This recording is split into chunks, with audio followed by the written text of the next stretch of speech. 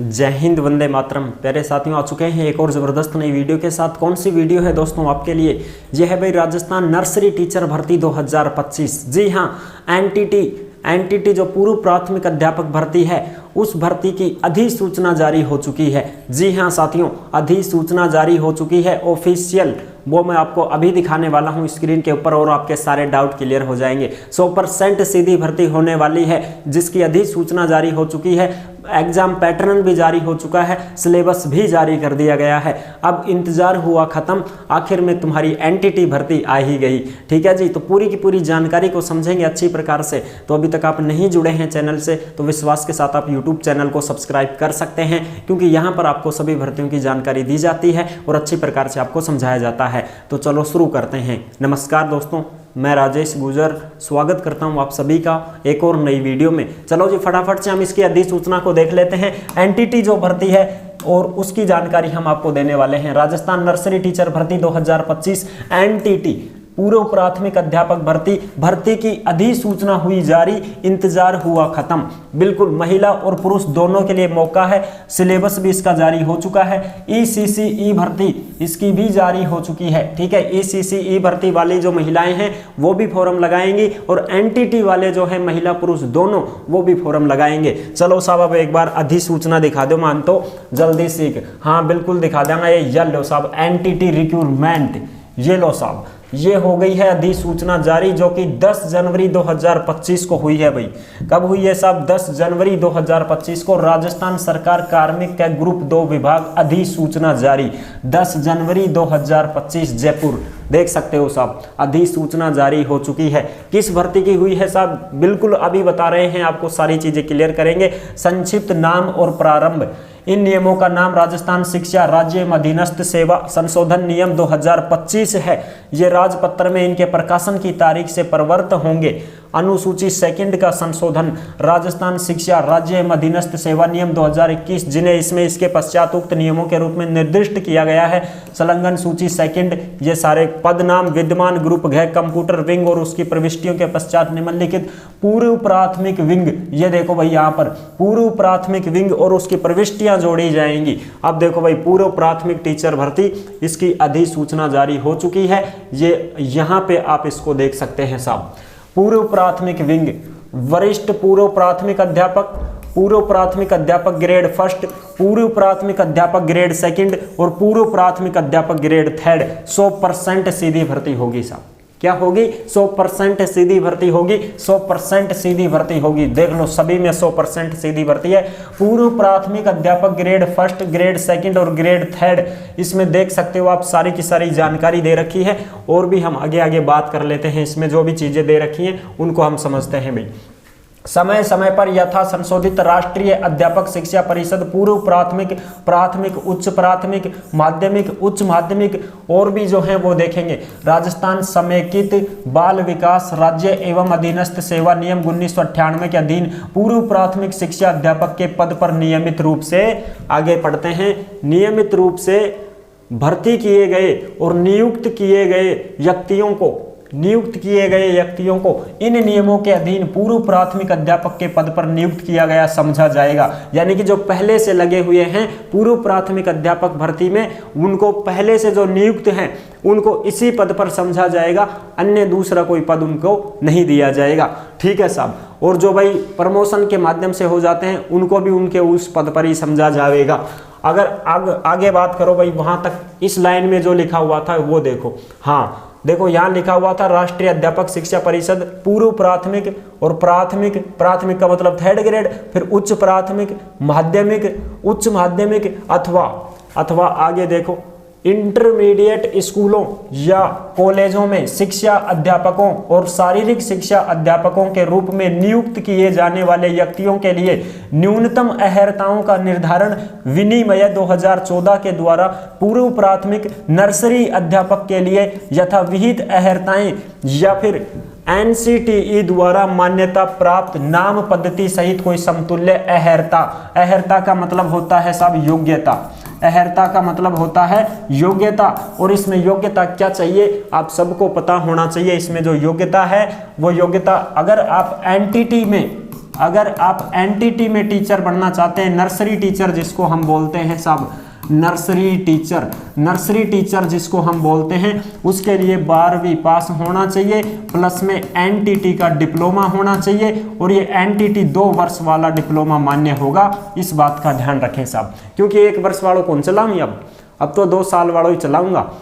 और ये जो नोटिफिकेशन है ये आपको टेलीग्राम के ऊपर मिलेगा साहब। जिस नाम से यूट्यूब चैनल है उसी नाम से टेलीग्राम चैनल है, उसी नाम से इंस्टाग्राम है। आप इंस्टा के माध्यम से भी जुड़ करके हमसे बात भी कर सकते हैं और मैसेज के थ्रू भी हमसे बात कर सकते हैं। इंस्टा भी इसी नाम से है, आप सभी साथी वहां से जुड़ सकते हैं और कोई भी कंफ्यूजन है वहां से आप हमसे बात कर सकते हैं। और टेलीग्राम के ऊपर आपको ये नोटिफिकेशन मिलेंगे, जो भी भर्तियां आती हैं सभी की नोटिफिकेशन टेलीग्राम पर डाल दी जाती है। तो आप टेलीग्राम को भी जरूर ज्वाइन करें भाई। जिस नाम से यूट्यूब चैनल है उसी नाम से सारे आईडी मिलेंगे आपको, चाहे इंस्टा हो, फेसबुक हो, ट्विटर हो, जो भी हैं सारे उसी नाम से मिलेंगे।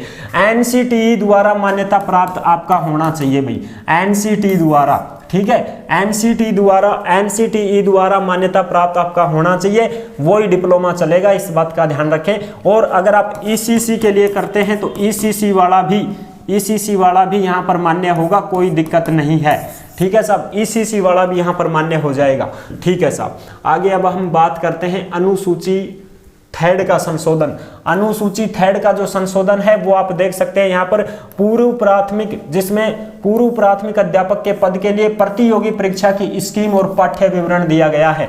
यानी कि जो पूर्व प्राथमिक अध्यापक है, नर्सरी टीचर है, उसका यहाँ पर प्रतियोगी परीक्षा का स्कीम भी दे दिया। परीक्षा होगी 300 नंबर की, एक ही थारो पेपर वेगो, टाइम मिलेगा 2.5 घंटा को, 150 प्रश्न आवेगा और 1/3 नेगेटिव मार्किंग रहेगी, 1/3 अंक काटा जाएगा साहब, 1/3 नेगेटिव मार्किंग रहेगी साहब, ठीक है। गलत उत्तर के, अशुद्ध उत्तर या उसमें। और प्रश्न पत्र के लिए न्यूनतम अहर्क अंक 40% होंगे, यानी कि जनरल वाला ने तो 40% बनानी पड़ेगी, तभी जाकर भी आगे की स्थिति में पहुंच पाऊंगा। और जिनको छूट है, जैसे SC ST हो गए, ठीक है, इन अभ्यर्थियों को 5% की छूट दी गई है। SC ST वाला अगर मान लो 35% भी बना दिया तो भी मान लो पास तो हो ही जाएगा, पर लागेगा थोड़ी सा 35% ना भाई, मेरिट तो बहुत हाई जायज़ है ना, 35 में थोड़ी लाग जाएगा, ठीक है जी, ये चीज़ें हैं। अच्छा, आप देख सकते हो आप, यदि भर्ती अंग्रेजी माध्यम के विद्यालयों के लिए हो तो परीक्षा का माध्यम केवल अंग्रेजी ही होगा, इस बात का भी विशेष ध्यान रखना। अगर भर्ती इंग्लिश मीडियम स्कूलों के लिए की जाएगी तो फिर अंग्रेजी में ही आपका पेपर होगा। अगर भर्ती हिंदी मीडियम के लिए की जाती है, हिंदी मीडियम के लिए, हिंदी माध्यम में की जाती है तो फिर आपकी हिंदी में होगी। अगर अंग्रेजी माध्यम में होगी तो फिर परीक्षा भी आपकी अंग्रेजी में ही देनी होगी, इस बात का ध्यान रखना। अभी साहब या कन्फर्म कौन करे कि भाई कौन कितने पदों पर भर्ती आएगी, ये चीज़ें अभी कन्फर्म नहीं हुई है, ना तो पद कन्फर्म हुए हैं। एज तो भाई 18 से 40 साल है। योग्यता मैंने बताई दी, एनटीटी की डिप्लोमा होना चाहिए, एनसीटी द्वारा मान्यता प्राप्त हो, और ईसीसी वाले भी भर सकते हैं, कोई समस्या नहीं है, ठीक है, बिल्कुल साहब। और दूसरी बात, वेतन कितनों मिलेगा, तो वेतन तो भाई साहब कम से कम 22,000 के लगभग आपका वेतन मिलेगा, आगे बढ़ता रहेगा। फिर उसमें एज होगी, वेतन होगी, योग्यता होगी, पद तो देखो अभी कन्फर्म कौन करे भाई, पद कंफर्म कर देंगे, उसके बाद में पता चलेगा। अभी फुल नोटिफिकेशन और भी तो आएगा भाई, अभी फुल नोटिफिकेशन नहीं आया है, इस बात का विशेष ध्यान रखें। अभी फुल नोटिफिकेशन नहीं आया है, नोटिफिकेशन अभी फुल नोटिफिकेशन नहीं आया है। जैसे ही फुल नोटिफिकेशन आ जाएगा आपके साथ में तुरंत प्रभाव से साझा कर दी जाएगी, वीडियो बना करके आपको सारी चीज़ें समझा देंगे। इसलिए आप चैनल को सब्सक्राइब करके रखें, जैसे ही इस भर्ती की कोई भी नोटिफिकेशन आएगी फुल, वो आपके साथ में साझा कर दी जाएगी, ठीक है साहब, बिल्कुल। और भी बताऊंगा। देखो अब इसमें देखो पेपर का पैटर्न, प्रश्न पत्रों का पाठ्य विवरण और विस्तार। परीक्षा के लिए प्रश्न पत्र का पाठ्य विवरण और विस्तार ऐसा होगा जो आयोग, बोर्ड या यथास्थिति नियुक्ति प्राधिकारी द्वारा समय समय पर विहित किया जाए और अभ्यर्थियों को नियत समय के भीतर ऐसी रीति से आयोग, बोर्ड से, यानी कि राजस्थान का भौगोलिक इतिहास और संस्कृति का ज्ञान, राजस्थानी भाषा का ज्ञान, राजस्थान का सामान्य ज्ञान, शैक्षिक परिदृश्य, निःशुल्क और अनिवार्य बाल शिक्षा का अधिकार नियम 2009 और समसामयिक मामले, करंट जीके, प्रारंभिक बाल्यावस्था शिक्षा, नर्सरी अध्यापक के प्रशिक्षण पर आधारित से संबंधित विषय वस्तु, बाल विकास 0 से 6 साल का बच्चा के लिए, शारीरिक विकास, सामाजिक और भावनात्मक विकास, भाषाई विकास, संज्ञानात्मक विकास, सृजनात्मक विकास, ये सब ईसीसी का है, ठीक है।